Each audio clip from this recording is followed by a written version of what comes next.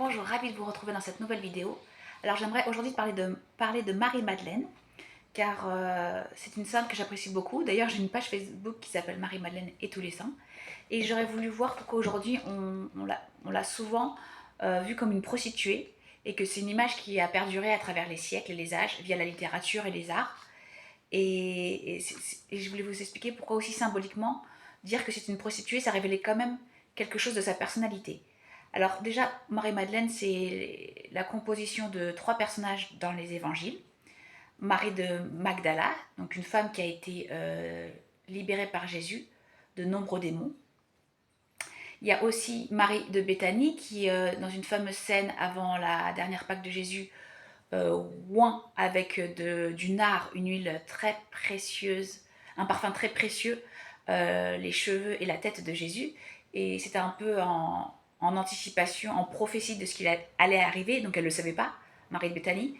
Mais en fait, dans la culture juive, on, on couvrait les morts de parfum. C'était une coutume que l'on pratiquait.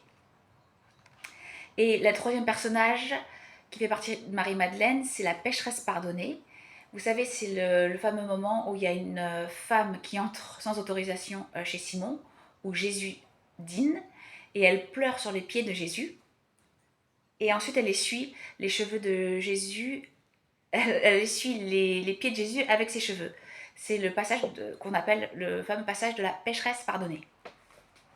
Donc en fait, c'est le pape Grégoire le Grand au VIe siècle qui va rassembler tous ces personnages pour en faire une seule femme, Marie-Madeleine. Et on appelle Marie-Madeleine l'apôtre des apôtres parce que c'est Jésus qui est apparu à Marie-Madeleine en premier et qui lui charge d'une mission qui est d'annoncer aux autres apôtres qu'il est ressuscité.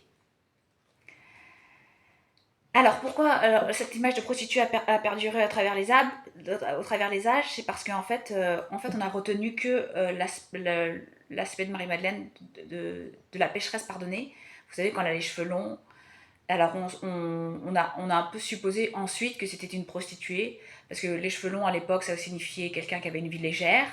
Et aussi, comme la scène est assez érotique, quand même, ça se faisait pas trop à l'époque d'entrer avec que des hommes à l'intérieur, et en plus d'essuyer avec ses cheveux les pieds de Jésus. Donc on a gardé cette image de Marie-Madeleine, de femme amoureuse, qui est prête à tout, et notamment qui avait une mauvaise vie. Alors on a aussi gardé cette image-là parce qu'en fait, Marie-Madeleine, à travers les âges, les siècles, c'est tout ce qui n'est...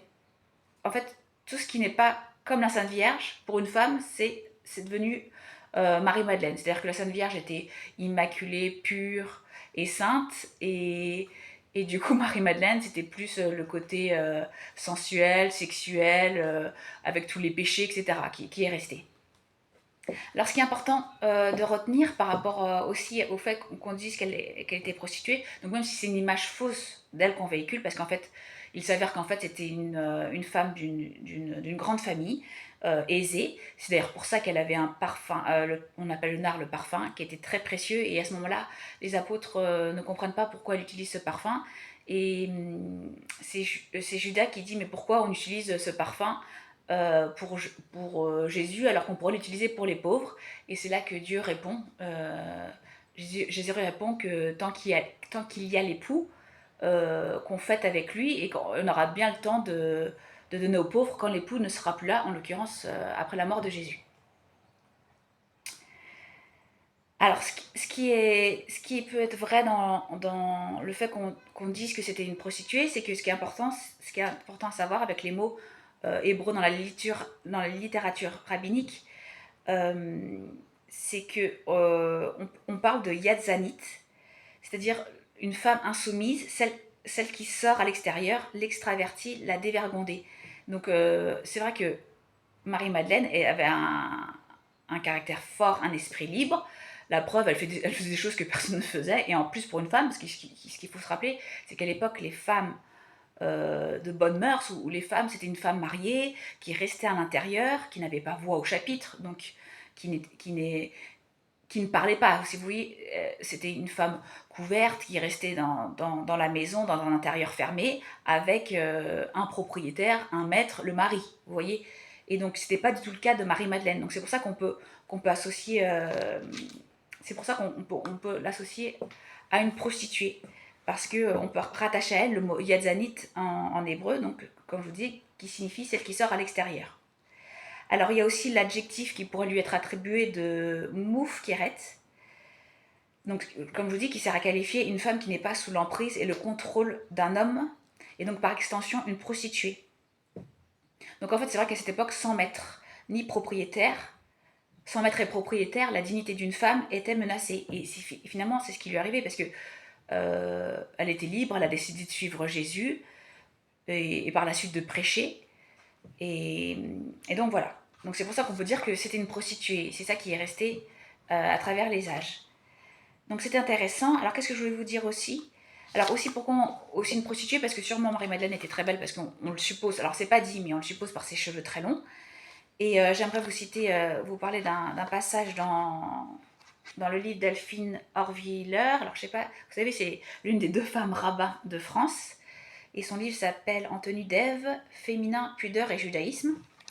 Et là, j'ai trouvé quelque chose de très intéressant qui montre que Marie-Madeleine était très belle. C'est parce qu'elle dit que une prostituée se dit en hébreu zona, mot qui dans son étymologie a un lien avec la consommation.